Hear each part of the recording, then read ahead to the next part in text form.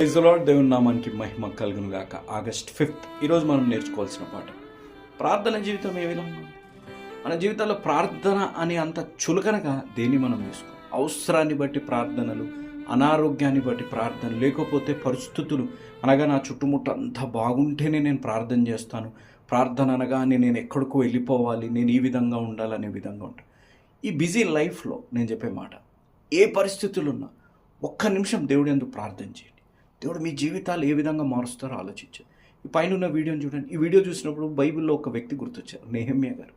మీరు నెహెమ్యా గ్రంథాన్ని మీరు గమనిస్తే, రాజు అడిగితే క్విక్ ప్రేయర్ చేశాడు. క్విక్ ప్రేయర్ చేసి జవాబు ఇచ్చాడు, రాజు అంగీకరించాడు. ఇక్కడ కూడా చిన్న బాలుడు ఆ బాస్కెట్లోకి వేసే ముందు చిన్న ప్రార్థన చేశాడు, బాస్కెట్లో పడిపోయింది. ఈరోజు నీ ప్రార్థనా జీవితం ఏ విధంగా ఉంది ఒక్కసారి నువ్వు ప్రశ్నించుకో. నీ ప్రార్థన జీవితం దేవుడి యందు ఏకాంతంగా, లేకపోతే నువ్వు ప్రయాణించేటప్పుడు, నువ్వు బండి మీద ఉండేటప్పుడు, నువ్వు ఏ విధంగా ఉన్నా నువ్వు ఒక్కసారి దేవుడితో కనెక్ట్ అయ్యి చూడు. లోకాన్ని డిస్కనెక్ట్ చేయి, దేవుడితో కనెక్ట్ అయ్యి చూడు. దేవుడి నీ జీవితాల్లో విజయాన్ని దయచేయునుగాక. ఆమేన్.